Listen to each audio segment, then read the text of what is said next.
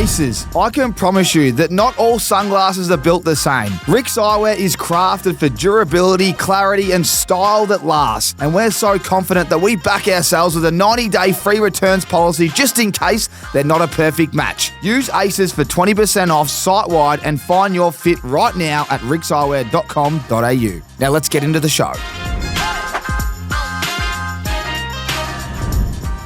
Welcome back, everyone. It's another episode of Tommy Talks, and I just want to say a huge shout out to everyone that got in touch with us for the Michael Hibbard, the Pig podcast the last time we did one. We love all your support, and I'm glad you enjoyed this. We're going to step away from the footy field now. We're going to jump on the track. We're going to get to talk to Paddy Moloney, one of the great jockeys down here in Victoria. That's Group 1 jockey, that is, and talk about horse racing and the life as a jockey, mate. Great to have you on the pod, and thank you so much for jumping on, because I know how, hard your weeks are, how early you start, the late finishes, you're cutting weight. I can't wait to dive in. I've spoken to, I think, Regan Bayliss, Dill Gibbons, Tommy Berry. I think you'll be my 4th jockey, and I haven't spoken to one of the boys on a podcast for a while. So thanks for jumping on. No, excited. Finally get on. As you say, I'm a bit of a hard man to catch with the hours that we do, being a jockey, up early mornings and long days in the car and riding in races throughout the week. So good to finally catch up, Tommy. I just must say, you're a very good jockey, and you always produce when I'm on the thing behind you. I must say, you tend to ride a nice tune. I reckon there's something in a few of your rides. They're always paying a bit. Do you find that? Yeah. Funny enough, all my mates do give me shit about it all the time. They basically say, mate, whenever I back you on your favourite, lay of the day. But they generally think I'm a roughy rider. I think maybe just a little bit less pressure, maybe, and it's always nice to get up on a roughie and piss off a few punters. Yeah, 100%. We've got to make sure we do that. Now, for everyone watching, listening, the way I've shaped this is we're gonna dive right into the whole industry and the life as a jockey and your upbringing and your family history. But before we start, I've done my research, and a lot of people, they've looked after you, mate. All your mates have said he's a clean skin, so well done. That speaks volumes of you. But they reckon you're a North Melbourne tragic. And I thought off the back of the 100-point loss and Jezza kicking 11, I'd just get a few thoughts before we kick today off, mate. Where are you at mentally with North Melbourne Football Club? Talk about kicking a good bloke when he's down. Geez, it's rough. I mean, I probably the early doors, unfortunately, Mum said if you want to go to the footy, she said you have to barrack for North Melbourne. So me and my siblings all had to barrack for North. And well, when we first started off our childhood, it was the glory days, 96 premiership and 99 flag, and I was had Glenn Archer on me back. And then ever since, when I can grow up and really appreciate and go to the footy and have a beer, we've been nothing but shithouse. And watching that game, I was actually going to go to the game on Saturday night, but because the week before I was up in Sydney and watched the North play at the SCG, so I got a game in up there, and I thought, I'll watch this one at home, and thank gosh I did. I would have been leaving the ground early, I reckon. Oh, mate, you might have stayed. You might have stayed for Jezza because he was putting on a clinic. Do you reckon he'll get the 100? Oh, geez, it's going to be finals. Including finals, you sniff. Like when you look at it, there's only 4 games left, and he's got to kick. He's got to kick 31. So it's still a fair few bags. Like he's got to be kicking, 7, 8 a game. So a couple of easy games there. Why not? Back him in, good fella, even though he just sunk the teeth through North Melbourne. But I like we need something like that back in the AFL, big bags and stuff like that. So it was good to watch. Sunk the teeth in is fantastic. I haven't heard that one for a while. What do you think it is, mate? I mean, I know you're a tragic. Don't pretend like you don't know the game. I've got my opinion, but it's all about you today. What do you think North Melbourne need to do? Because they've been quite consistently poor for a while. This year was looking like it was turning, but the wheels are slowly rolling off at the end of the season. Yeah, well, that's the thing. Everyone says, you guys you're getting better. You're going to get better. You're going to get better. But how long are we going to get better? You know what I mean? We need to start delivering. I mean, we hired the Messiah in bloody Clarko to bring us out of the depths of despair, basically, and we haven't been able to land a big fish, really. I reckon that's our problem. We sort of haven't been a destination club, but what I've liked in the last sort of couple of years is that we've at least been able to sign on a few of our, good talented kids coming through, which is nice, showing that the culture's going in the right direction. But Look, yeah, we just need to start delivering. I'm not sure, a few of the magnets were thrown around on Saturday. I mean, who am I to comment on an AFL system? I mean, that's not my expertise, but yeah, like just seemed like players just like when times get tough, they just sort of really let back and let the whole game get away from them, and it's lapses of concentration. Half a quarter where we get 10 kicked on us, and then it's game over. We're there for 3 quarters, and we're having a bye for one. Yeah, well said. Well said. Frustration levels would be high. It's a brutal game, and that's why we love it. But the wheels will turn. I must say, I do promise you that. I've seen enough from North this year. I know people might not agree with what I'm saying. The biggest problem is obviously the consistency. They're just losing by way too much, but their good is good enough, and they just need Larky's out. They just need they're probably going to have to recruit two more ready-made hard-nosed pro every week, every contest type of operators. Like an Alex Neil-Bullen, right? I'll give you an example at Adelaide. Someone like him is who you need. You need two of them, just blokes that are going to just rally the troops, play hard, physical football, and all the talent like Paul Curtis, Zerha, Lark. Mate, there's a lot of talent around. McKercher getting a run. So anyway, just stay positive. The wheels will turn. Think about Adelaide. I think I saw a grab the other day. I'm about to show myself the door here, Tommy. All right, we're here to talk about you being a Group 1 jockey. There's plenty to talk about. I want to start with where it all kind of started. I looked at your family's association in racing, and it goes back 4 generations, which is, I don't know how rare that is, but it feels quite rare. Did you have any other real choice than being involved in the industry as a kid? Yeah, well, obviously, as you say, 4th generation, it was pretty hard to get away from it. Like my dad's side, they're all trainers.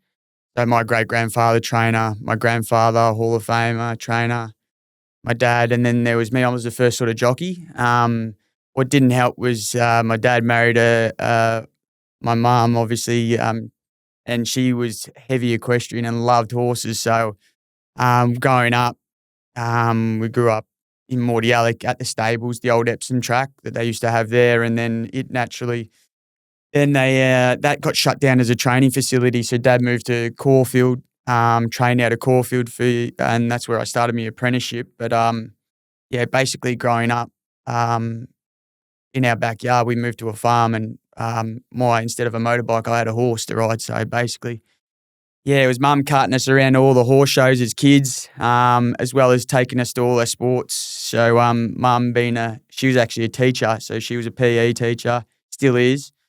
So we were heavily involved in sports, all my brothers and sister. So yeah, it was sporting events on every weekend as well as riding horses, basically. That's brilliant. And having the teaching background as well, just so you really learn at a young age how to handle these beasts that you're riding around with. So when did you first, when does an apprenticeship start? What's the earliest you can start an apprenticeship as a jockey? I think it's 15. Okay. 15, yeah. I obviously was a little bit different. Mum being a school teacher, I had to finish my VCE year 12. And it was always a thought when I was growing up that I was going to be too tall and too big to be a jockey. And my old man being around the game for so long, and he's seen how much pressure jockeys put on their body in terms of, cutting weight and that, and he didn't want me to go through that. So it was mandatory that I had to finish school first before I started my apprenticeship. It was always my goal, but I always thought too that unless I started putting bricks on my head and stopped growing, that it was going to probably be a little bit too tough. But as it worked out, finished school, done my VCE, did actually quite well. What'd you get on the ATAR? I got 89. It's impressive. Yeah, so, just pipped me. Yeah. Yeah, what'd you get? 29. Oh, beautiful. It's all right.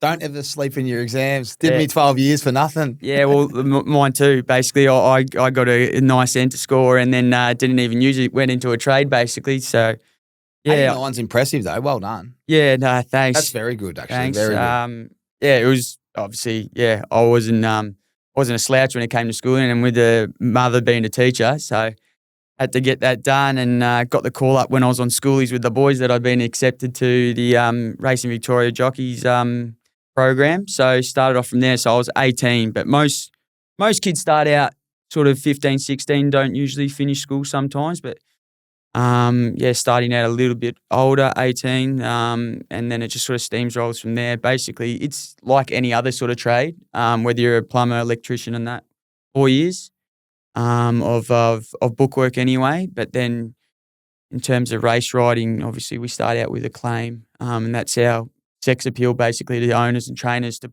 incentive to put us on using a claim. And with the claim, I found out the other day, but that gets removed after a certain amount of wins. Yeah. So we start out with 4 kilos. So that's taking 4 kilos of whatever handicap weight the horse has been allocated for the race. Which is massive. Like if you're on a 54 kilo horse, which is already down the bottom, and you whack 4 kilos on, and you're a good apprentice. You are everyone's favourite. Well, that's exactly right. That's the incentive for them to put an inexperienced kid on the horse. It goes. I think it's 5 winners, you lose 4 kilos. You're down to 3 kilos. 20 winners, you're down to 2 kilos. Okay. And then 50 winners, you're down to 1.5 kilos. And then I think it's once you ride 80 winners, you lose your claim. There you go. So those first 5 are really important. Yeah. Well, you're at your most rawest. Like, you make plenty of mistakes. It's like you going out and having your first game in AFL. The players around you, your seniors are expecting you to be a bit raw and make plenty of mistakes, and they're going to have to be out there and sort of help you along your way. And you're seeking plenty of advice from like the older jockeys and that.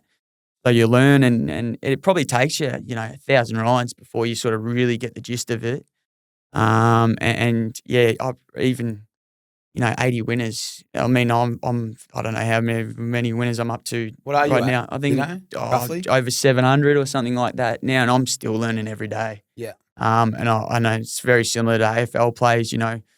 Times change, game plans change, races change, tactics change. Pressure changes. So you just got to keep adapting and evolving with the industry. And I think I'm learning every day something new, and there's new formulas, new ways, and new data and analysts and ways to ride horses and stuff like that. So it's a lot into it, but constantly learning and constantly improving. Take me back to 2 moments. Take me back to your first ride and your first winner. Yeah, so first ride, that was it was at Geelong Synthetic, which they no longer race. I hate the synthetic, just quietly. Yeah, it's not grass. Give me grass any day of the week too. It's running on sand. Yeah, it is hard, and it's funny. Some horses like it, plenty don't, and that's. I mean, I'll tell you what, the ones that don't are the ones that I'm on. Yeah, well, they're probably riding them, Tommy. No, well, you're paying $50 if you're winning. Yeah, I was at the Geelong Synthetic. It was actually a ride for my uncle called Fine Feelings.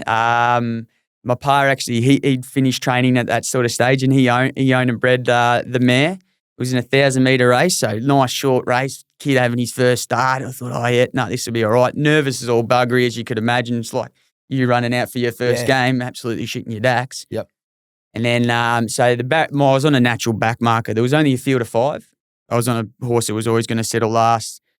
Slow to begin, settled last in 1,000 metres. You just take your time. Got to about the 800 and I just took off. Oh, you went early? Yeah, took off, hit the front at the top of the straight. Thought, how easy is this?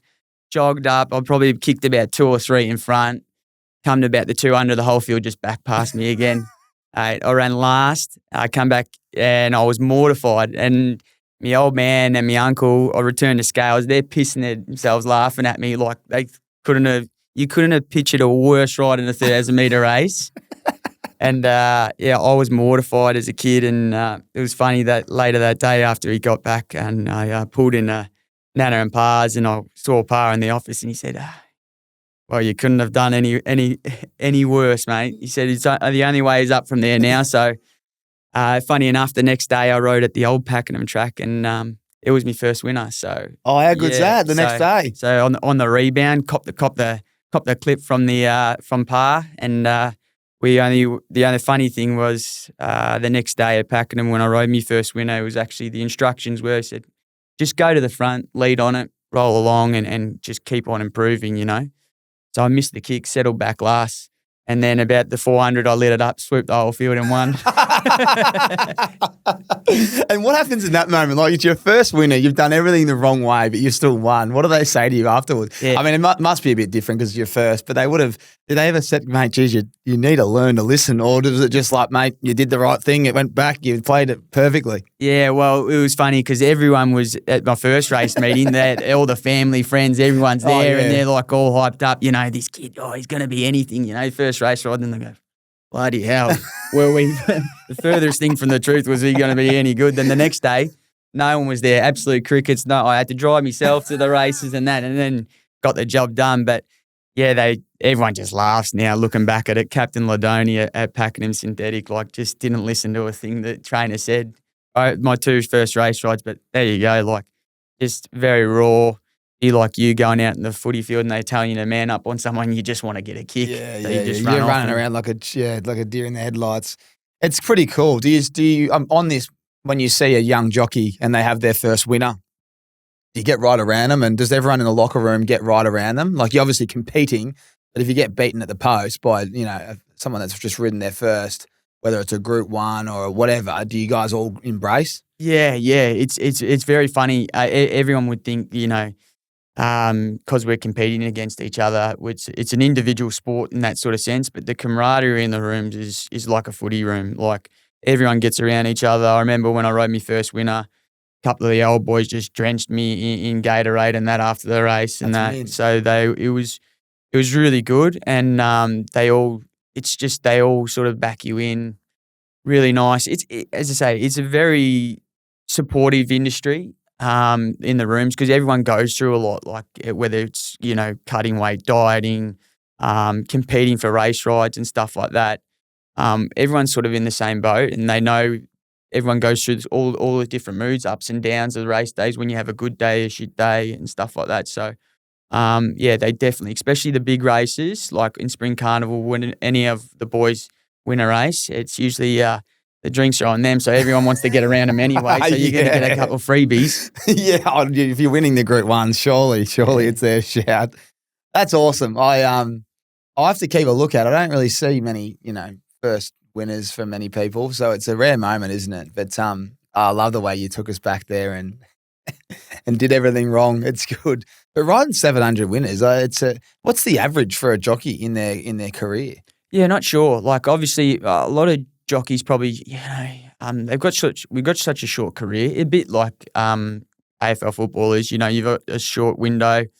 AFL footballers, what they start from 18, and most of them are done by 30 realistically when you look at the averages, but you get your good players that can run out to sort of mid-30s and lates. But the same with a jockey. Most of them battle with weight, because when they first start race riding, you probably haven't fully developed and matured physically. So the age sort of bracket goes from, you know, 16 to sort of mid-30s to, you know, and then you got your exceptions of the rules where you got your Olivers and your Craig Williams that run out to sort of 50s. But, you know, most would, I'd say average would get sort of 100 sort of winners when you average out the whole scheme of thing. And then you've got your next levels, where's Damien Oliver, who's like ridden 151 Group 1 winners. So it's pretty hard to compare. It's basically as long as your body holds together and you can adapt to all the demands of the sport and riding these animals that are sort of got a mind of their own. So there's a lot of pressure you put on your body and a lot of mental strain. So if general sort of period that blokes and females, sort of ride is between that 18 to sort of mid-30s. Now, your dad, Jared, and your uncle, John, they are trainers and have kept the tradition going. How influential have they been on your life and your career? Yeah, well, obviously, Dad's my biggest supporter and my harshest critic. He's very dry, Dad, and he's very straight. If you didn't know him, he's very standoffish, and all me mates say that, and even the boys in the room's like, oh, geez, your dad's half a scary unit. You know, he's very dry, but you break down the walls of the big fella, and he's a big teddy bear. So he's very good. He's been so supportive throughout my career. You know, being a sounding board for me on the good days and the bad, and I wouldn't be the bloke that I am today if it wasn't for Dad. He's really good. He doesn't have a lot of horses. He only handles a few, probably due to his like as I say, he's sort of very quietly spoken. He's a real horseman. He's not sort of really a people's person until you break down those walls. But just to see him, the way he works with horses and what he's taught me and instilled in me, that I've taken out onto the racetrack, a little bit of a different aspect because he's training them and conditioning the horses. But to translate that to me riding them, he's been a massive impact on my career. As for my uncle John, I don't ride for him as much as what I used to nowadays, but he's still given me my most race rides that I've had over my whole career. Probably haven't ridden as many winners as I would have liked for him and my dad, but they're only a smaller sort of team, but they've been a huge sort of support system for me.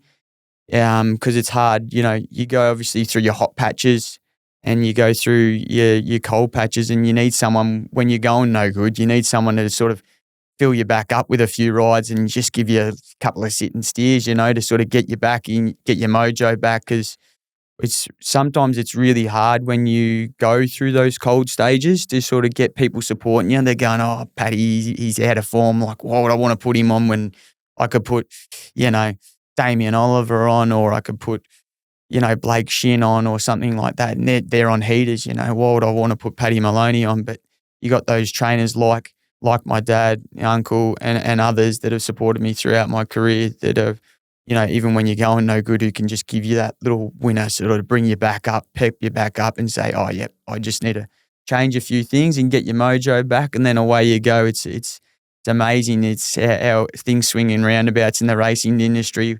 One minute, everyone's flavour of the month. Next minute, no one wants to hear about you. Yeah, that's really well said. And I'm visualising it across all kinds of sports and industries, and just thinking about how cool it is that you've got family that can continue to support you in that way, and obviously other trainers as well. Let's talk about the hardest time you've had so far. Well, what's been the hardest patch of your jockey career so far? And what's it look like? Like, how long was it the spell without a winner?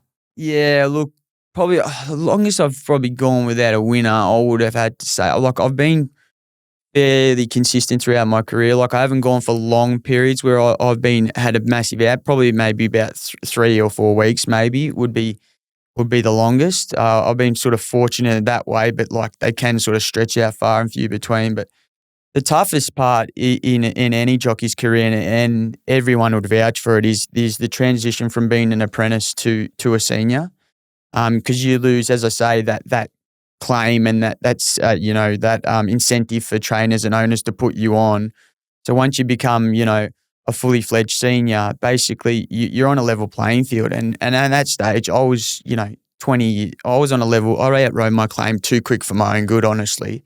I rode too many winners because I was just getting put on weapons when I was a kid, and I was just using them as battering rams. Basically, they were just too good for the opposition, and it wasn't necessarily me being on top of them, being giving them the grouse or anything. They were just too good. It was it was like bloody putting Juddy out Chris Judd out in a field of under 19s, and I'm sitting on top of Juddy. It's like Brightside, then you chuck a claim on it. It's like, how do you stop this? Yeah, exactly right. So I came out of my apprenticeship a little bit early, and I was 20 years old, and probably got there a bit naive because I had too much success too sort of quick. Mm-hmm. I had a winning a premiership as an apprentice, apprentice premierships in the country, in the metro. Then when I became a senior, I was like, far out. I'm competing on a level playing field as your Craig Williams, your Mark Zaras, and all that. So it became really hard to sort of get rides because those boys, they've got, 15 years experience on me. They've got X amount of Group 1s. And, if you're an owner and you got the option between a Mark Zara or a Patrick Moloney who's just come out of his time, you're going to go Mark Zara, really. This kid's only been riding 2 years and Mark Zara's ridden X amount of Group 1s, blah, blah, blah. But I was very fortunate at that transitional sort of stage that one trainer who I had a really good association with for many years, he really backed me in, and that was Mike Moloney. And so I sort of became his stable rider for that sort of period after that, and he really backed me in, and that sort of helped me out of that rut a lot, which sort of helped me springboard towards a more consistent senior jockey lifestyle. Well, let's continue to talk about Mike. He's obviously just passed, and you know, it's a tough time, but obviously he was a big supporter of you. Let's stay on Mike and your relationship, and let's go straight to Melbourne Cup, and let's talk about that while you've mentioned it. Yeah, well, as I say, like transitioning from the senior to the senior racks, and Mike supporting me, he gave me my first ever Melbourne Cup ride. I've had 3 now, and he gave me my first ever one on Vondra Mask, who I also rode in a Caulfield Cup, Sydney Cup. We were able to win a Queen Elizabeth over the Spring Carnival on a Group 2. And then later on, he gave me one of my biggest thrills in racing, even though he wasn't. I sort of finished a period where I sort of rode for him as his stable rider for 2 to 3 years, and then I sort of went. We sort of ended that little bit of a partnership through no sort of. It was just sort of we weren't getting the results that we needed, and we needed a fresh start. But he always sort of kept on throwing me a bone every now and then, and this horse sort of bobbed up. Emissary in the Melbourne Cup. It won the Geelong Cup leading up to it, and it wasn't going to get a few of the bigger jockeys' weights. It was down in 51 kilos. So I messaged Mike and I said, look, I'd be really keen to ride this horse in the Melbourne Cup. I think it's a good chance. I can do the weight.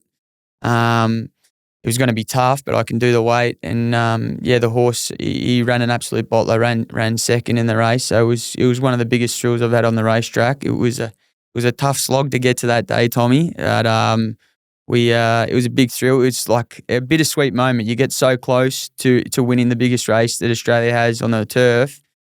But it's also an achievement in itself to even get a ride in a Melbourne Cup. It's like making an AFL Grand Final for a jockey, basically, and then. Obviously, the cream is to win the race, but to run second, I think was a massive achievement, and it was as I say, it was a really hard race and a bitter pill to swallow because I straightened up and I thought I was going to win the race. Yeah. The horse started really chewing into the margin of Gold Trip, and I thought I was home for all money, but I just found another gear, unfortunately, Gold Trip, and sunk all my childhood dreams, but. Yeah, you never know. I never know if I'll ever get back to that. So that's the hardest thing, because it's so hard to get a ride in the race and then come that close. So nobody remembers the bloke that runs second. Well, they will now because you just told it. I don't want to skip over this because it's you just mentioned 51 kilos. Yeah. What do you sit at normally?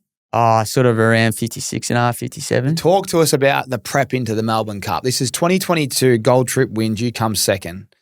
Talk to me about how hard it was just to get to the starting line as a jockey that day. Yeah, it is extremely hard. What a lot of people don't understand for a jockey compared to, say, your mixed martial artist or your boxer, and that is that they would cut once every sort of 6 months for a fight, whereas we're cutting every single day of the week basically to maintain a low weight.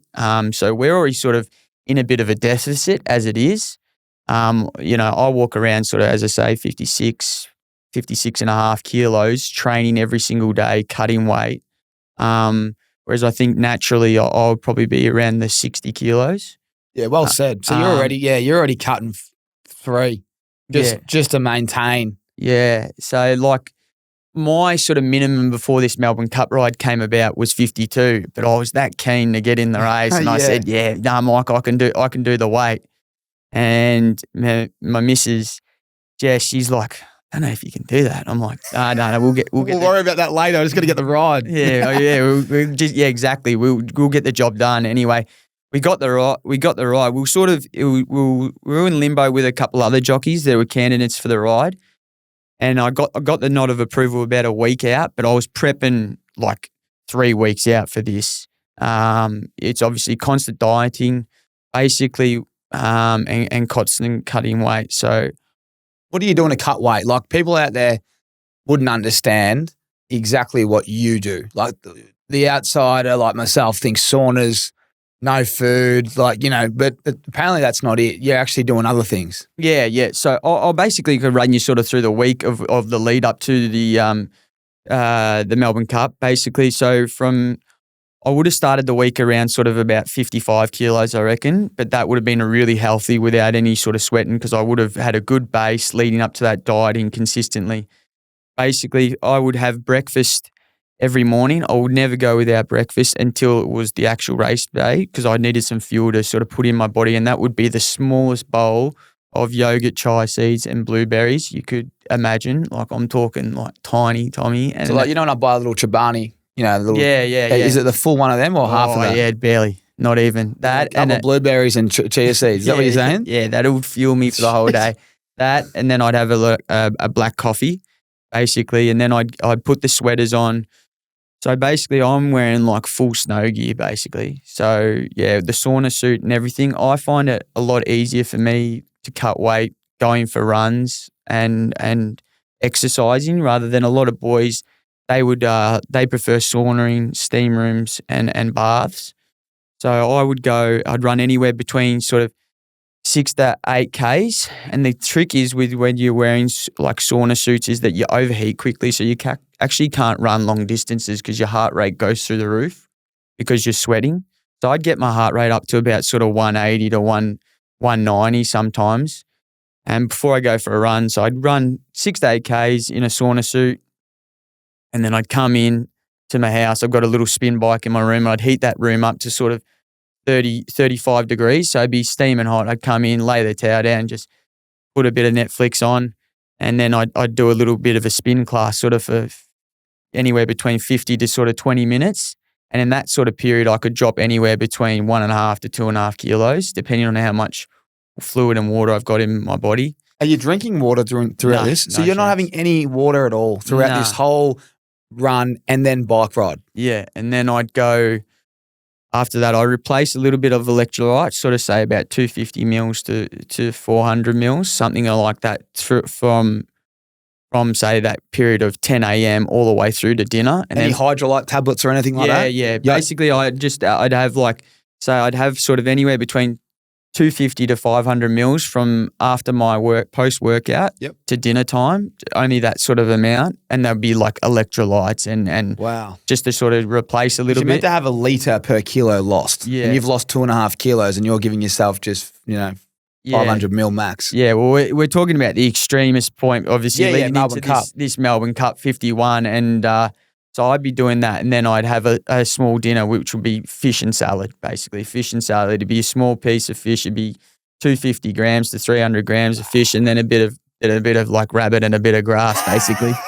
No carbs at all? Nah, no carbs. Carbs are a bit of the enemy. So you want to cut out all sugar and salt. And then basically after that, I've got a spa. So I jump in my spa, which is 40 degrees. And I just jump in at sort of anywhere between half an hour and an hour. And that would just do me. And then I'd pretty much religiously do that every single night leading up to the 51. And then on the race day morning, that was probably the most brutal weight cut day I've ever had in my life. It was funny. It was a funny day because Jess, the sweetheart, she's getting all dolled up for the races, Patty's got a ride in the cup and now the family's gotten ready. Like I've had my brothers and sisters flying in from interstate. Everyone's coming down and Jess is going, I'm just ducking out. She's called the family. She's like, can just someone keep an eye on Pat? Like he's doing his last little cut and he's not looking that well. He's not looking that healthy. I've probably gone below me deficit. And she said, I just got to go get me makeup done. So she's gone down the road to do me makeup, and I've got to a point where I actually can't exercise. Like my muscles are that tight. I couldn't go for my usual run and jump on the bike. So I've started to do the last cut, which I had to lose a kilo in the morning of. So I'm 52, had to lose a kilo. I thought I'll just do it in the spa. Anyway, so I started sweating in the spa. The spa was 40 degrees. So I was in the spa for about an hour. I think I dropped 0.2 in an hour, whereas usually in a spa, if I did that today, I'd drop 1.5 kilos. I dropped 0.2. And then it was probably about an hour and a half before we needed to leave to go to the races. I'm in like panic stations now. Like I'm not going to make the Melbourne Cup. I run the bath because I go run inside, run the bath because it's a bit more enclosed than my outside spa. So I run inside, turn the bath on, jump in the bath, ripped off a little bit more there, about half a kilo. So I've still got a little bit to go. So then I've run back out to the spa because I'm overheating massively at this stage. Run back out to the spa, jumped in the spa. It was like drawing blood out of a stone. It was so hard. And then I've got out, stepped on the scales. I'm literally 51 on the knocker. I've got a race on the Melbourne Cup day. I've actually got a race in race 3, and then the Melbourne Cup's in race like 6 or 7. So I've got to get there for an earlier race. And anyway, I've got off the scale. I've done it. I've jumped in the shower, cold shower, and I've just gone full body convulsing. Like I've gone full body cramp, couldn't turn the shower off. Wow. Couldn't even turn the handles off or anything. My hands is like closed over. I've gone all like roached back. Yeah. And then I'm like in our lounge room. I'm just in there naked.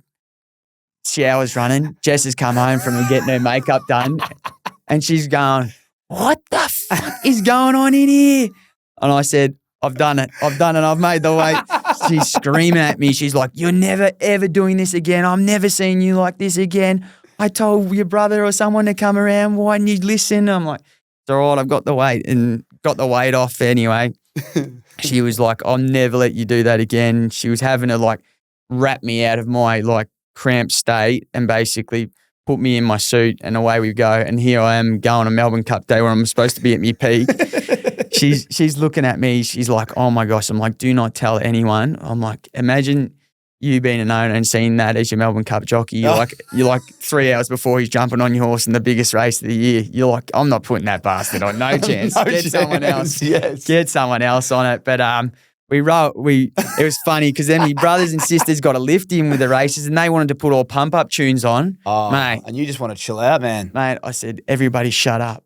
Yeah. And then we just went in. It was a silent car ride. I reclined the chair out in the passenger seat. Looked like Weekend at Bernie's. They rolled me out. I swear they were nearly going to wait there for a wheelchair and wheel me down into the jockey's rooms just so they could get me going. But my first race ride, mate. I was thinking of that. Like race 3, you must have been absolutely cooked. Yeah, and the horse was a nightmare too to deal with. He was a reptile to deal with, so it was hard work. I said, I just wanted to I don't know, put a bit of Velcro on the saddle and just stick me to it. But we got through.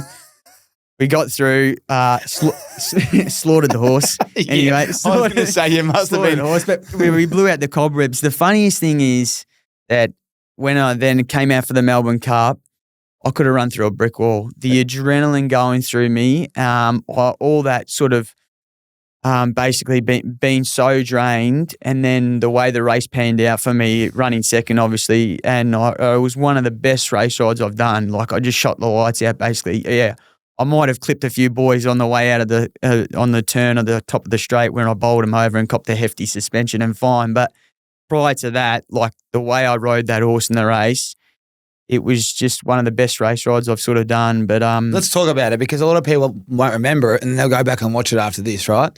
So you've made weight, you go out. I love how they line all the jockeys up. Like, is this your first Melbourne Cup ever, by the way? Or no, it was my third. Third. Okay, so you've been there before, but you're obviously under the weather. But the adrenaline kicks in, a bit like a footy game, if we're going to go back to that analogy. The crowd picks you up and all of a sudden it distracts you and you get this adrenaline rush, this high that you just can't match. Once the race is over, there's a big like, whoa, like what just happened? But you then get on the horse, you go to the gate and the nation does stop. And it's the best 3 minutes, whatever it is, in horse racing, it feels like for everyone. Talk to us about that. Talk to us about what it was like being on the horse, going up to the gate, and then take me through the whole run. Yeah, well, like the lead up, as you say, the walkout and that, like you're just full of butterflies. It's, as I say, it's like grand final for the boys out there. There's 24 jocks. We all get go out. Everyone sort of knows you. You get drawn out and everyone sweep on the day. So yeah, we rolled out, absolute butterflies with the national anthem and all that sort of stuff. We come back in the rooms after the national anthem. It's the most eerie the jockey room ever is all year round. Like all the boys no are just talks? Oh no, in the zone, mate. Blinkers on. Yeah, right. Everyone's just thinking. It's a funny. The Melbourne Cup is just a different feeling. Whereas your normal race day, so if I'm riding at Cranbourne tomorrow or something like that, like everyone's bantering in between races and before you go out. But Melbourne Cup, different kettle of fish. Like, it's the pinnacle. So everyone's really sort of nervous, zoning in on their form the last minute, who they want to follow in the race, where their horse is drawn, what they're going to do to get the best out of their horse. On the day, I drew barrier 2, and my plan of attack was basically be the last jockey to move. Like, be the last jockey to move on your horse. Conserve as much energy, because my horse, Emissary, he was a very big question mark on running out 3,200, and he was a question mark on wet tracks. And we had a track where it rained on the day. I was thinking, this is a disaster. You know, I've cut all this weight, and this horse probably can't run the trip, can't handle wet tracks. And what was it paying, by the way? I think he was sort of around the 50-1 mark. Oh, you're brilliant. Yeah. So there wasn't a heap of pressure, you know. Obviously, there was that's the way I rode it. And riding for Mike too, there was absolute no pressure. He just left it up to me. And drawing barrier 2 absolutely helped. I could have just came out, let the horse find its rhythm. The best thing that happened to me was when we came out of the barriers, I just let the horse find out wherever he wanted to be. So wherever his comfort zone was, I didn't want to give him a dig and push him forward and make him race closer to the speed and use up energy early, but I didn't want to drag him out of the race and ride him quieter just to help him get the trip. I just wanted him to be as comfortable as he possibly could, conserve as much energy, because that's so critical in a race over 3,200 where realistically most of the horses can't run the trip. It comes a lot down to the ride in the end, and that's the difference between sort of running in the top 10 and not, basically. And that was my goal, to run in the top 10 on him. We came out of the barriers, began well. I just nice and relaxed on him, very, very intense. It was prior to actually coming out of the barriers. You're so nervous, and then as soon as you get on the horse in the mountain yard, it's like everything goes away. It's like you're in your zone. Everything just calms, and you just forget about everything. You're in a huge flow state, basically, on the horse, and my horse really pre-paraded fantastic. Like, a lot of horses can get overwhelmed because of the massive crowds. Pre-paraded fantastic, conserved all his energy. Barriers open, crowd roars. You can hear him all the way down the straight the first lap, just absolutely thundering, roaring. There's jockeys screaming, yelling everywhere. What are they yelling out? Well, just people are trying to hold their spots, and others are trying to cut them off and get in front of them. It's funny. A lot of people think that the races are quiet, like when we're in there. Nah, there's a stack of yelling, like more so for a safety aspect, because you're like racing close to heels and stuff like that. So there's plenty of boys manoeuvring and putting themselves into positions. Melbourne Cup's extremely tighter too, because it's probably the biggest field we have all year as well. So there's a lot of pressure, and that my horse, we landed midfield on the fence, and I was following Kieran McAvoy on Deauville Legend, which was the favourite that year. And I just thought, party time. Like, I thought, how good's this? I'm following the best Melbourne Cup jockey of our modern era, who's won 3, and I'm following the favourite in the race. I just thought, this has just worked out absolutely. Whatever I'm going to do, I'm just going to slipstream this horse for the whole race. So we come past the winning post. We've absorbed the atmosphere. The critical thing is to try and get your horse relaxed and not over race, because the crowd can hype them up. There are flight animals. My horse Emissary relaxed really good, and I was wrapped. And then you get along the back. It's the funniest thing. You can't hear anything. Everyone's found their spots by that point. There's no yelling of the boys. Everyone's just trying to conserve as much energy as they possibly can along the back straight. And just, as I say, just get into a nice rhythm. And then before the sparks start to fly around about the 800 metre mark. Is that when it's like, all right, here it comes? Like, you know, when it's leading up to the 800 metre mark, that's when you're like, I know people are going to start making moves. I know the crowd's going to start roaring. Is that the exact mark? Yeah, a little bit before. You're always obviously constantly thinking like, who do I want to follow?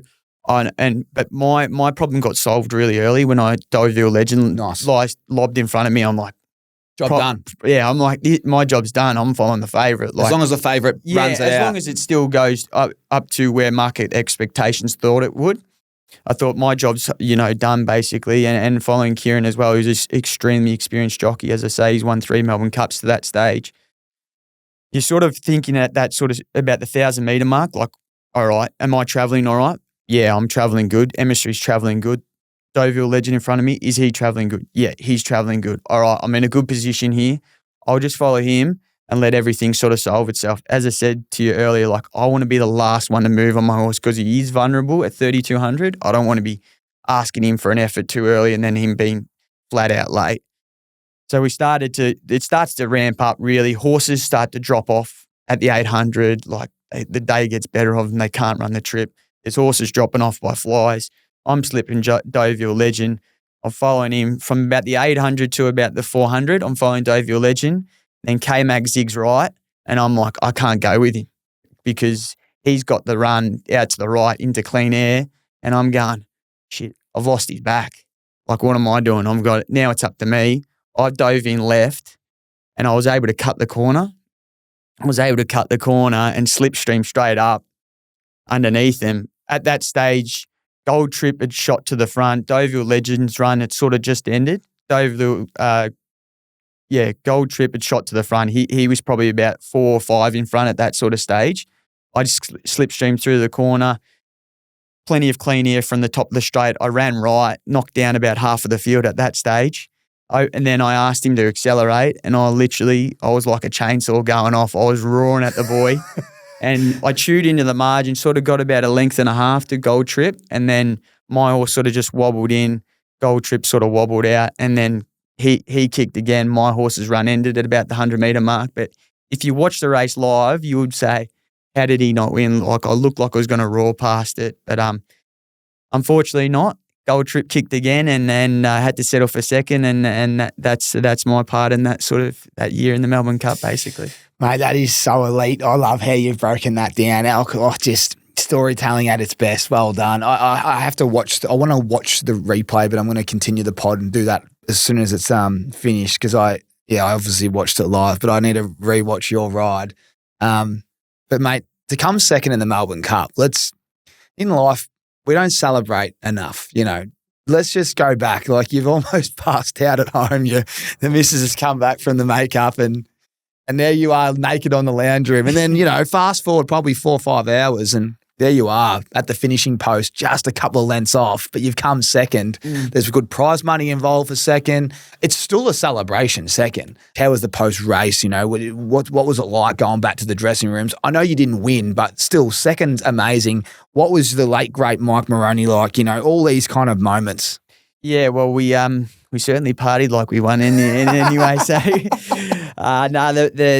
the paycheck was quite healthy. What was it? Just out of interest. I think it was 55K. That's for the jockey? That's the jockey slice. Nice. So what's the trainers get? I would have changed. They get 20%, so that'd be 4 times that. Yeah. Basically, we get 5% of any prize money. That's a nice day at the office. Yeah, but I got a little bit of a chunk out of it because, as I say, I cut him off at the top of the straight. I copped a hefty suspension. How long was the suspension? I copped 18 meetings and a 20K fine. Ooh, 20K is big. So 30K, that's still not bad. Yeah, so I copped that, and the worst thing was because I copped 18 meetings, and I was on Rockin' Horse on the following Saturday in the Group 1 sprint, but I had to, because I copped the suspension, had to get off her. Oh. She come out and won. So Who'd she beat that day?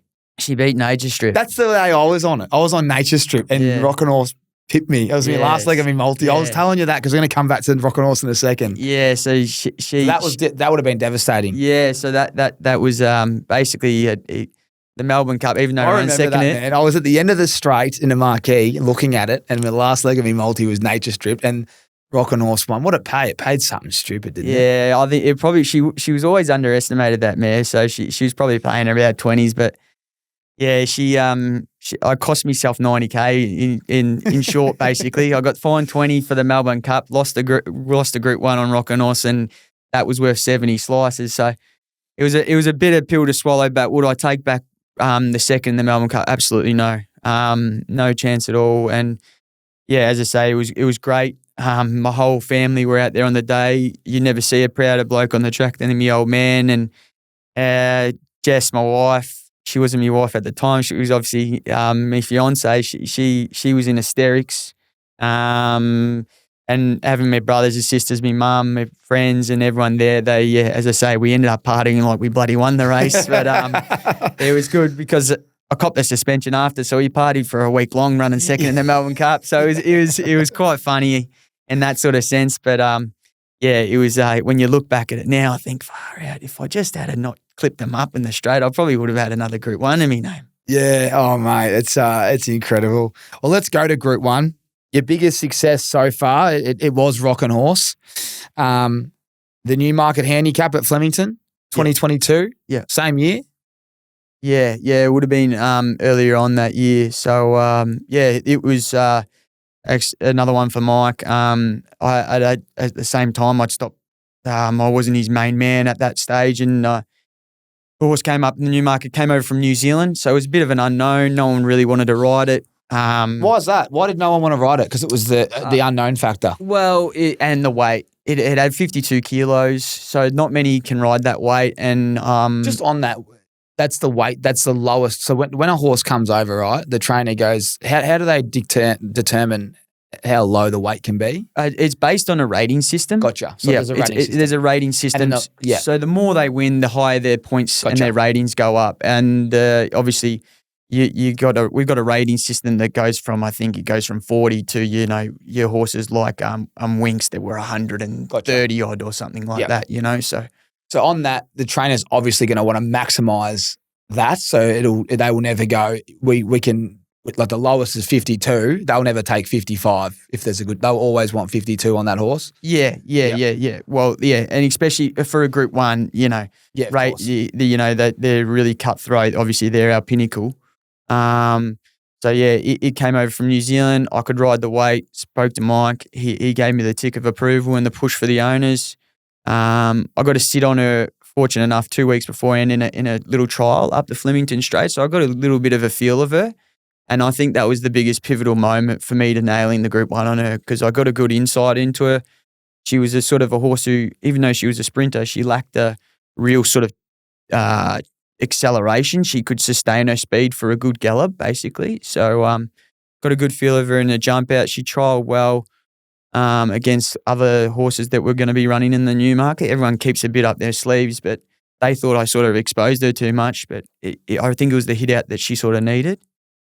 Yeah, we rolled into the day and she was obviously 100-1. No one expected her to win. And it was a funny race because the Flemington, they can split into two, race down the inside and the fence, inside fence or the outside fence, because it's a straight race. And we drew down on the inside section, and I drew barrier like 4 or 5 or something like that. And generally the inside is inferior to the outside. So we thought, we're no chance here really. But you always sort of give yourself half a sniff. And I think there was about 5 or 6 of us went down to the inside, and there was probably about 16 others that went down the outside fence. I always find it fascinating when they split and go, here we go. Yeah. And the funny thing is, all the 5 and 6, like there was 5 or 6 of us down on the inside section, and we're all roughies. But I think where we nailed it was it was such a high octane sprint. We had a horse down on the inside. I think they had an apprentice kid on it who had like 50 kilos, and he just let it rip. Oh, he's doing what you did in your first ride. Yeah, he was pretty much doing that. And we were sort of like, it really set us up because we just sort of, it was like everyone was sort of slipstreaming each other, and we were able to sort of really get a good head start on the outside division. And I think because we were all the rank outsiders, no one really worried about the inside section. Didn't respect you. Yeah, and we really got away with sort of murder and made it really hard on them to sort of catch us. When I exposed her and then asked her to go, she was the toughest. She just held her gallop for the longest period possible. She ran consistent sprinting sectionals, whereas she wasn't the best horse in the race. She didn't have the biggest acceleration or anything like that, but she could hold her sprint for the longest sort of period. She had the biggest threshold, so to speak. And she put everyone through, where all the lactate was building up and all the other boys and that. She just, God bless her soul, rocking horse, she kept on running. That's amazing. And obviously when she wins and she goes past and it's your first Group 1, you were crying. The emotions were high. Yeah, well. The missus' emotions were high as well, I hear. Yeah. For other reasons. Can you talk to me about that?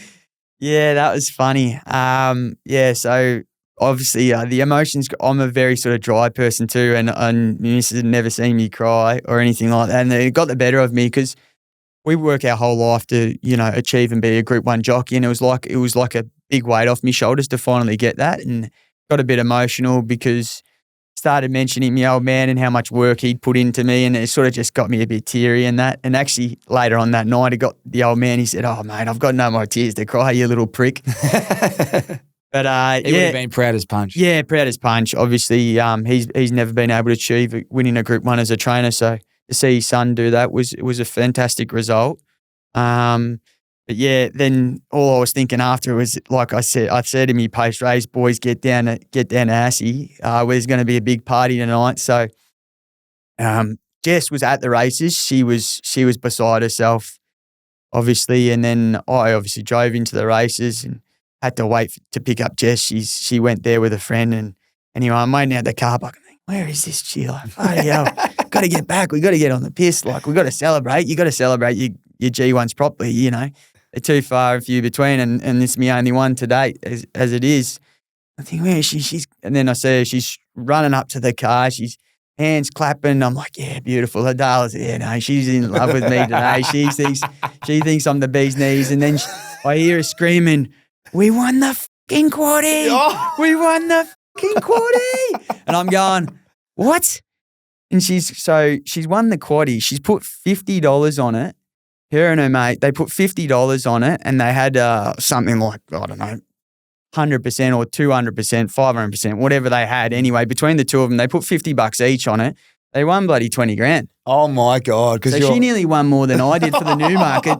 And she's a tinner. She put one horse in each leg. She obviously put Rockin' Horse at 100-1. And I think the horse that won the last leg was 80-1 or something. Mate, it was out of control. You could imagine the party back that night. Oh my God. Yeah, that's unbelievable. Yeah. Blokes like yourself dream of that. Here she is. She's just going there with one of her nursing friends, and she's put bloody $50 on a quaddie, picked out one horse each. God bless Rockin' Horse for rolling up, and then she's got 20 slices and tax-free money. Oh, and her friend won 20 as well? Huh? Did her friend win 20 as well? Oh, no. They 10 each. They won 10 each. Unbelievable, man. That is amazing. So, did all your mates load up on Rockin' Horse as well? A few of them, because 100-1, I didn't know it was 100-1. Yeah, classic post. I should have put more on it, blah, blah, blah, and stuff. Yeah. But now every time I ride in a big race, and I'm riding a horse like that, now they're pputting money on it, and I'm stinking it up, and they go, bloody hell, come on, we need to bring Rockin' Horse back from retirement for you, mate. And I'm like, yeah. So yeah, it was the quaddie. Oh, mate, the party must have been fun. Oh, it was good fun. Was it her shirt or yours? Nah, my shout, gentlemen. Yeah, my shout. So it was good fun that night. Yeah, it was out of control. Anyone and everyone came. We put the couches back against the wall, made it into a big dance floor, and had a really good time and celebrated hard and didn't sleep a wink. The funny thing was, then the next day, my old man, he said to me, "You've got 8 rides at Stony Creek tomorrow." I said, I was going to get off them. He's like, "Don't be one of them. Oh. Okay? Don't be one of them." And I'm like, bloody hell. So I'm like, had not a wink of sleep. I couldn't sleep anyway. My adrenaline's that high after winning a G1. And obviously Jess couldn't sleep a wink because she's thinking about the quaddie. And, and then this is all time. Yeah, Mum called me up. She's like, "Look, I'll drive you down to Stony Creek. I got 8 rides." I think I had like 5 or 6 favourites at Stony Creek the next day. And it's the worst drive down to Stony Creek for mine. It's the windiest road you could ever imagine. And then I've got a couple of the press, like racing.com, and they're wanting to do interviews. And I'm like, I'm getting like, little toothpicks in my eyes just to keep my eyes open. And I've got to ride 8 races and like 5 or 6 favourites. Yeah, didn't get near him, Tommy. Didn't get near him. You're better off having the day off. The old man's too old school. I got some feedback for the old boy. I like the lessons he's instilling, but after a G1, you get the Sunday off, surely. Didn't get near him at all too, and yeah, probably slaughtered all of them, to be honest. You would have slept on the way home, surely. Nah, couldn't sleep because we just rolled on. We kept partying. I got to go. I asked one of your mates, I said, "Give me some dirt," and we got some, but I'd imagine you would have had a few of these. Now, I've never heard of these, so this might be more a bit, but apparently you love a few black doctors. Now, what is a black doctor? I've never heard of a black doctor, and it's an alcoholic beverage, so what is it? That'd be Murdo. That'd be Bo Merns for sure. It is. I am fond of having a drink, especially on a Saturday night after, cutting a fair bit of weight, and it's just a bit of me release. I love Canadian Club. And anyway, Canadian I love club. Canadian club. And Doctors. so the black cans are your double standards. Oh. So they just get you to the promised land a little bit quicker. So I just call it the black doctor to get me to because they're the black cans. So, me and Murdo call him that. He's like, yeah. So, That's funny. great. Less liquid, more alcohol. Yeah, that's it. The that's Black it. Doctor. That's brilliant. Hey, I want to go back quickly because I don't want to skim over it. Great, mate. You're on fire here. Melbourne Cup Day, you cut so much weight and the stress on the body, your body's cramping. You get to the track. I don't want to, when you're cramping and all that, I cramped a lot in my career, right? It doesn't just go away. You need to probably put electrolytes and that in. Now, obviously, Muster went away to ride the horse, but you're straight on the piss afterwards. Are you loading up? Like, is that it? Like, back to 56 there? Like, are you eating as much food and, what are you doing post, races? Because surely you're loading back up and putting some energy in that rig. Yeah, it would definitely. The funny thing is because... And on that, getting pissed, mate, a couple of drinks, you're hammered. Because you've just got nothing in you. So you'd have to put something in. Yeah, for sure. Obviously, after a heavy weight cut, the first thing you want to do is replace with as much electrolytes as you possibly can. But the funniest thing is because I starved myself basically for so long leading up to that, you shrink your stomach. You're not actually hungry. You're just thirsty as anything. So if we went out for dinner that night and I barely ate anything. I wasn't hungry. That's the funny thing. It takes you a while to build back up your appetite because you shrunk your stomach from starving yourself for that long. So basically we just fill back up with fluids, basically the really good electrolytes sort of getting back in your hydrolytes, and you got all your sort of Musashi powders and all that sort of stuff. And then your Gatorades to sort of get back in here. And then the funny thing is you become so bloated so quickly because you've restricted yourself for so long for that sort of week. But our day-to-day living in a jockey sort of life, where I'm pretty much living in a 24/7 dehydrated state anyway. So your body becomes quite immune to it.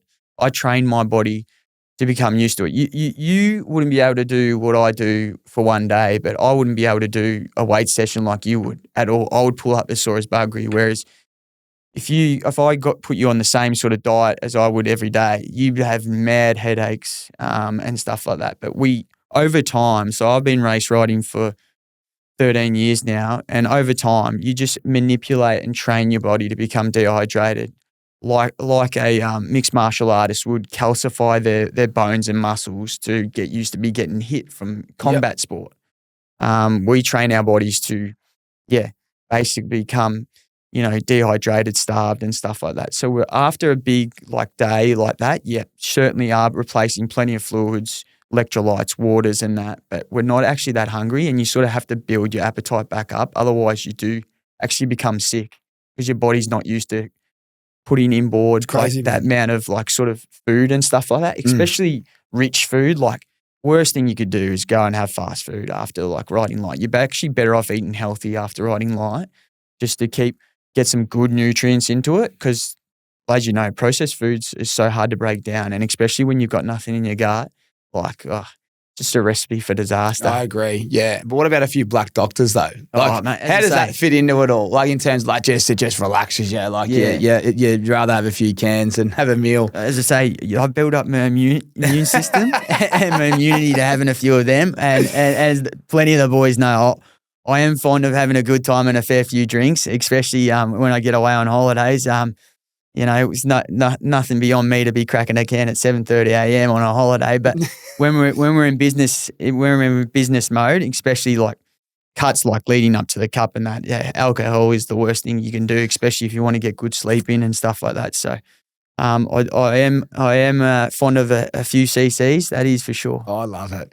Well, guys, when we're watching the races, we're getting right behind you. I think my theory now is when you're on a roughie, I'm just going to back you, and when you're on a favourite, I'm just going to support you, because it sounds like, I must say, you always ride a roughie, and you're a very good jockey. 700 winners, mate. I got you some. I want to thank you so much for coming on. We're not done yet, by the way. I've just got a little present to give you and ask you a few more questions, but I got you some Rixies. You said you lost yours, so I got you a brand new pair, mate. The Melrose Champagne. Beautiful. So whack them on. I think where'd you lose them on the piss, or where'd you lose them? Yeah, I actually lost them at Bo Mearns' Bucks party. So Yeah, it'll be good. Beautiful. How do I look, Tommy? Oh, mate, you look ready to go. You look like you're ready for Melbourne Cup Day. Oh, beautiful. Just Don't need the toothpicks. Just put the Rixes over the top of the eyes. Just the Rixies naked on the lounge room. I need these on the way to Stony Creek after Newmarket Day. Just rolling in. Gee, Stony Creek sounds like a long way away. I don't know if I got that in me on a Sunday. All right. We've got some more mail. Let's talk about it. We love, for anyone out there that wants a pair of Ricks, head online and use the discount code ACES. It should be at the bottom if you're watching on YouTube. But if you're listening, rickshighway.com.au and at checkout, just drop ACES and you'll get 20% off and free express shipping. If you want to look like Paddy, you'll get the Melrose Champagne. They look elite. All right, mate. So Derby Day, this is the perfect lead up. Ricks, Derby Day, suit, good vibes, sun's out, da-da-da-da-da. But I've got some mail here that Rich Charm, you won on Derby Day. And there was a lot of charming men that night that might have looked after you at Club 23, a few rich old blokes. Can you take me back to that day? Yeah, Rich Charm. He was probably one of my first real big spring carnival wins. It was on Derby Day. It was in the last race. It was up Flemington Straight as well. It was a Group 2. He was actually, I think he might have been favourite or second favourite, and I just ripped him to the outside and he torched him that day. I got up in the iron, saluted, thought I was the grouse, basically. You are the grouse, and you look at the grouse. Yeah, what do they say? Sign and kissing babies, sign and titties, whatever they say. But we were obviously on a massive high. Obviously bailed everyone out, in the quaddie because I won the last. So that's why you take the field in the last. That's my theory. So yeah, we went out to, I think it was the old Club 23. We were out there celebrating, and me and one of my good mates, Joe Capron, we were out there, and I was out, and Jess, I just started seeing Jess. So I thought I was the grouse. How's this? Big Group 2 winning jockey, getting around, about a foot under everyone else around Club 23. These two blokes picked me out. Like, they worked out they were actually former NBL basketballers anyway. Played for Melbourne Tigers or something back in the day anyway. Two big blokes. I thought they were going to bail me up.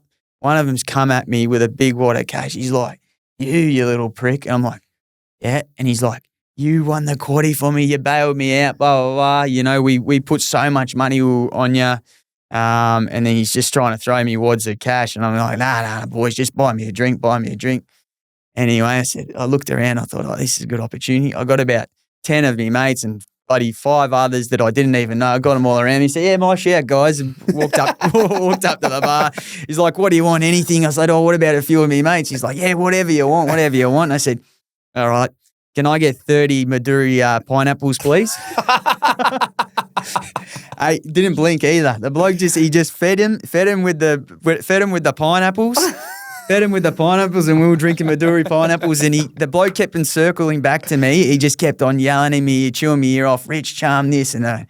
Anyway, the next day I was that sick from Maduri pineapples from this bloke feeding me all night, but everyone thought I was the grouse because I was just shouting everyone Maduri pineapples all night. That is so good, man. That is so good. I live for that shit. That is so good. He must have won a lot of cash, I reckon. Yeah, I'm tipping he did.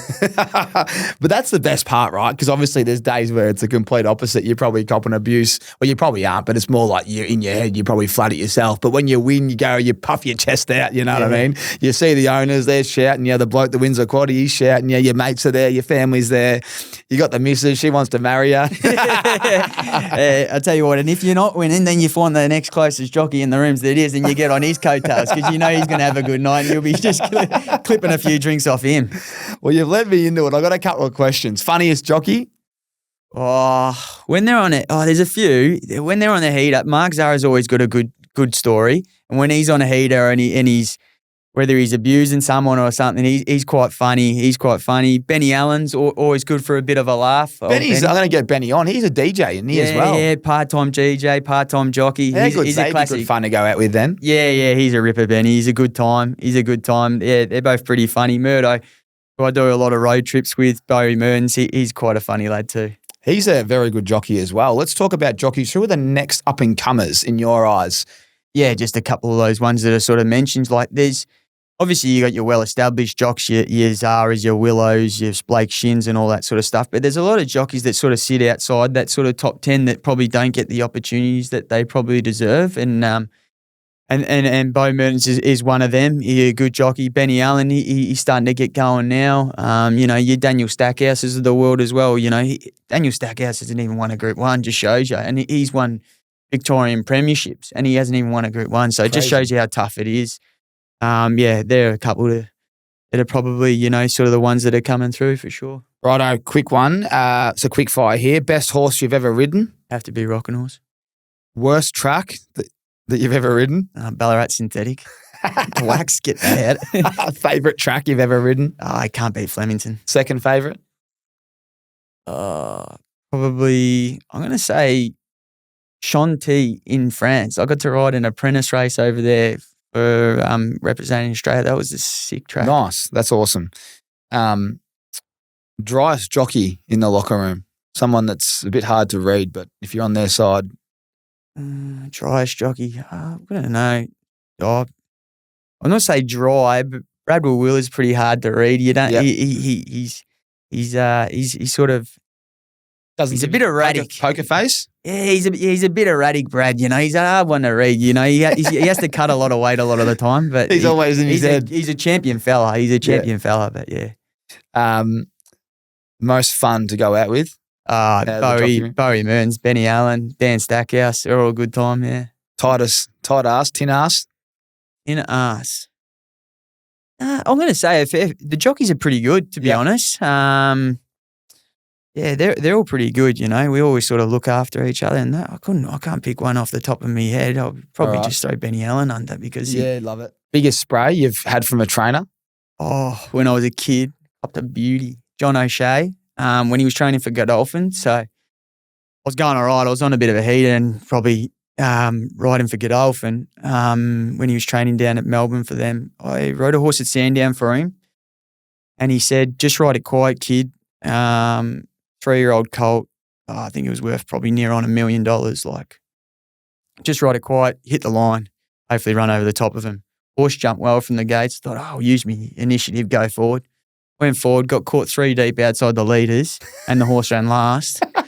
Well, he nearly had me in tears on the phone. I had to hang the phone about 30 centimetres away from my head. If you ever do that on one of my horses ever again, the only thing you'll be seeing of the Royal Blue is the backside of him. And he just kept on going. He's like, if I find anything untoward in the bedding and stuff like that, he was just rinsing me. I'm thinking, bloody hell, I'm done. My career's done. I'm washed. John O'Shea, Godolphin, they'll never ever put me on again. Anyway, the horse turned out to be a spud anyway, so it didn't matter. That's great. I love this phrase. My quaddies, mate, and there's been a couple of cracker stories that you've shared, but there's some brilliant memories there that we've discussed, and really good insight. Even for me, that I thought I knew a fair bit about the jockey's lifestyle. It just everyone's got such a different story, and everyone does it differently, and even you whacking on all that ski kit and going for runs versus saunas is your way of cutting weight. But that Melbourne Cup story's a cracker. The missus winning the quaddie, they're all amazing. So thanks so much, mate, for jumping on. I just want to say a huge shout out to everyone that continues to watch and listen to our podcast. Hit that subscribe button. I think we're doing some cool things with this Australian and American sports, horse racing around the corner. AFL finals, NRL finals, and NFL just about to start. It's getting quite exciting here at Ausmerican Aces. So thank you. Get in the comments. We love support. Paddy will see them. I see them. We pass them on. So if you are watching on YouTube or whatever you're seeing these clips on social media, get a comment up there with what you think, and it always means a lot. So thank you, guys, and we'll see you for the next episode of Tommy Talks. Cheers.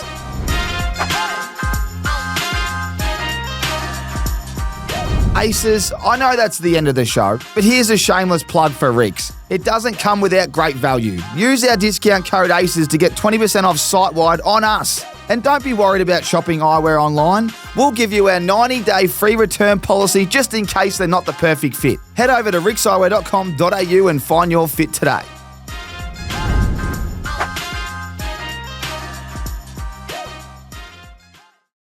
need your bodyguard to be quick. And Gas is as quick as they come. Still, he's not as quick as a PointsBet app where I can place my same game multi before he's had a chance to even... We'll call that a draw. It's never been quicker to piece together an AFL same-game multi with PointsBet. Memories. PointsBet. Built different. What's gambling really costing you? For free and confidential support, call the number on the screen or visit the website.